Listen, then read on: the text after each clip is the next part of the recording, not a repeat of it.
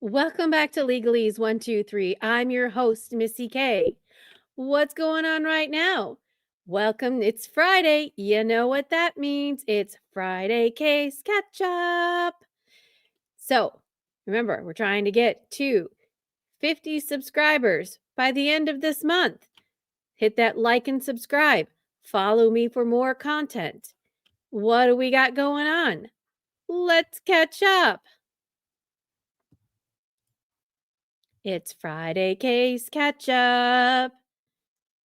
It's all the cases that we've been talking about this week and more. Let's see who we have today. Brian Walshe. As you know, Brian Walshe is on trial for the murder of his wife, Anna Walshe. Earlier this week, he pled to count 2 and count 3 of the indictment. Count 2 was interfering with the police in the investigation. He lied to them. Count 2 is improperly disposing of a body. So he went ahead and pled guilty to those, but he said he's not pleading guilty to murder. So he is set to go on trial for murdering his wife. Trial is set for December 1st. They had jury selection this week, and they did get a jury of 16.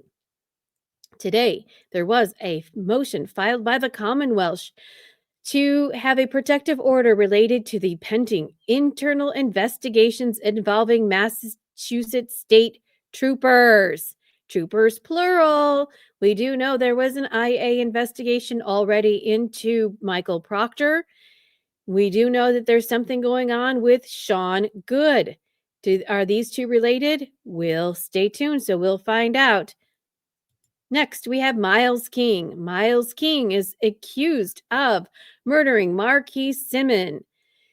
His next motion hearing is December 4th at 2 p.m. We don't know when there will be a trial, but we do know that Michael Proctor's texts are involved in the Miles King case. What will come from there?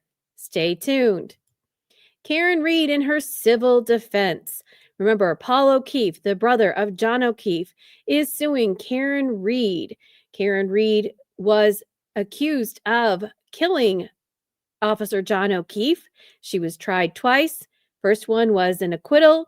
First one was a mistrial. Second one was an acquittal. The O'Keefe family sued Karen during this time frame. Now, what is going on currently? Well, C.F. McCarthy and the Waterfall Bars have been giving discovery to the plaintiff at this time.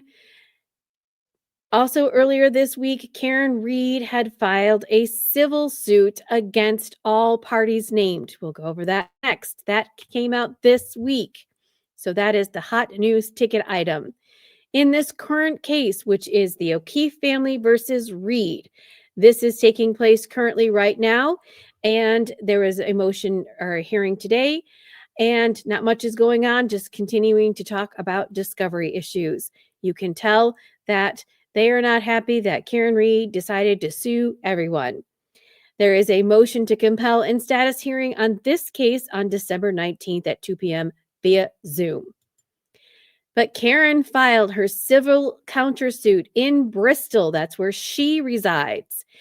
Damon Sellingson promised adding the civil countersuit. It happened this week. The affirmative claims against Massachusetts State Police, Brian Tully, Yuri Buchanan, Michael Proctor, Brian Albert, Nicole Albert, Matt McCabe, Jen McCabe, and Brian Higgins, and the town of Canton.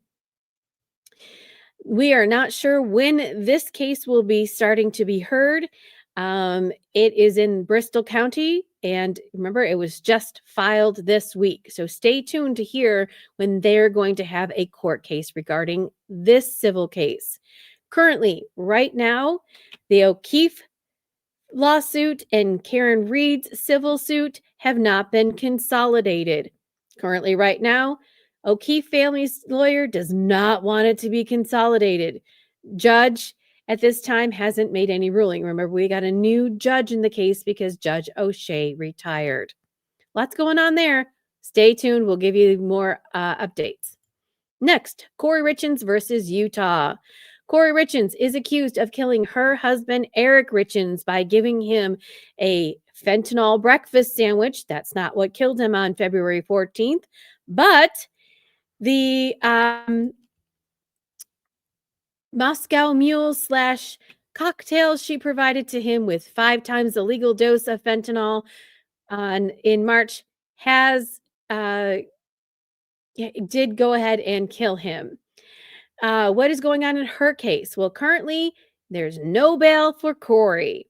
Her defense team filed a motion to have her released on bail because a witness had recanted, claiming he did not sell the go between person fentanyl. He said that he gave them pills instead.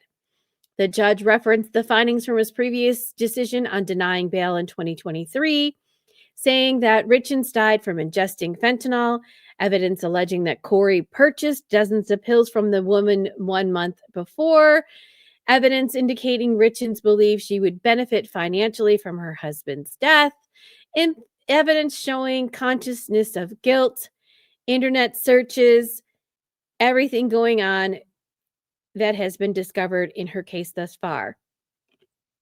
The judge said that a jury could believe that the key witness statements to detectives in May 2023 rather than what he said in 2025, given that they were 2 years closer in time to the events in question. He added that the retraction of the former statement does not make it unusable in court, and that the judge ruled that the body of evidence showing motive and consciousness of guilt is sufficient to permit a reasonable jury to conclude the defendant committed the charge of the offense of aggravated murder. So, sorry, Kouri, no bail for you. Her status hearing is next one is set for December 5th, and there's been a lot of activity. Go back to my case brief on her that we did last week. Or maybe I did it earlier this week. The week has gone by so quickly, I don't remember. There will be defense motions hearings to exclude expert witness statements January 7th. The walk the dog letter, law nerds, pony up. The walk the dog letter January 8th to see if that's going to be admissible. And then jury selection is still to begin on February 10th. Now, remember, I did talk about whether or not she might have a change of venue again. That might come up, but so far, there's been no ruling or no discussion about a motion to hear that. So stay tuned. Next, we have Aaron Spencer versus Arkansas. I just did a recap on his case. It's heating up. I did this just earlier today, so go look at that content. Aaron Spencer is being accused of killing Michael Fossler.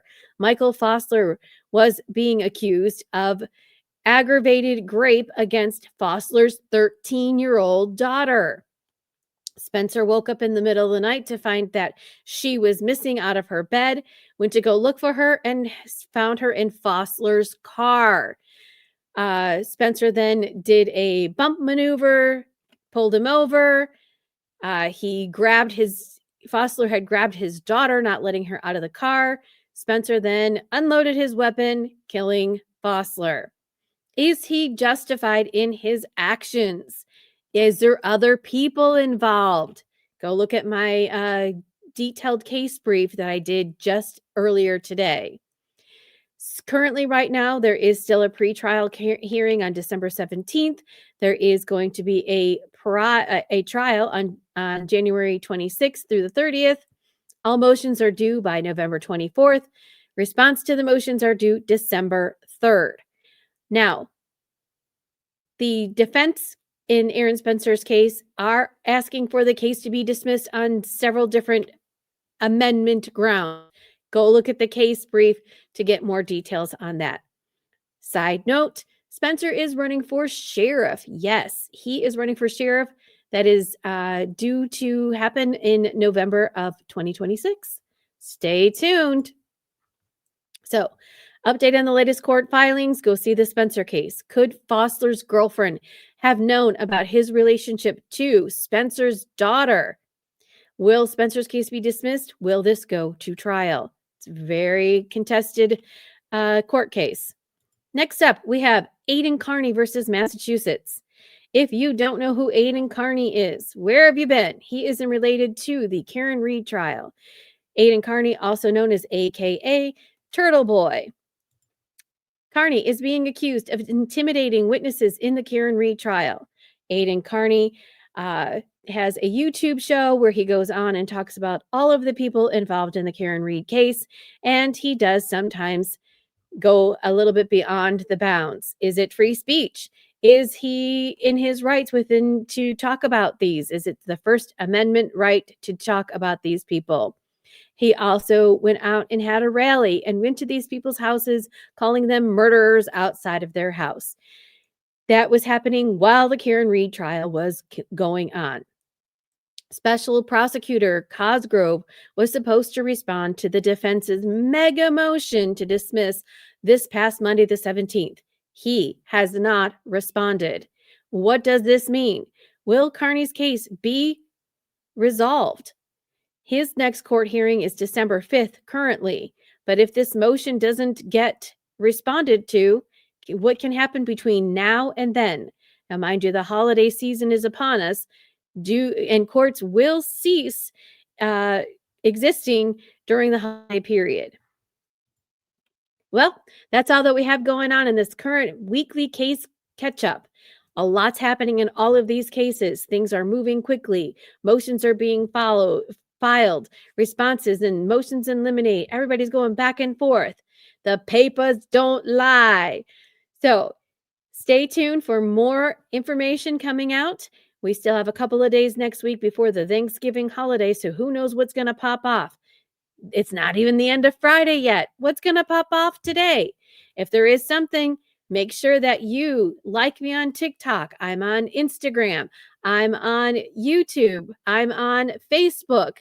Follow and like for more, but make sure that you follow because if you don't, you're going to miss out.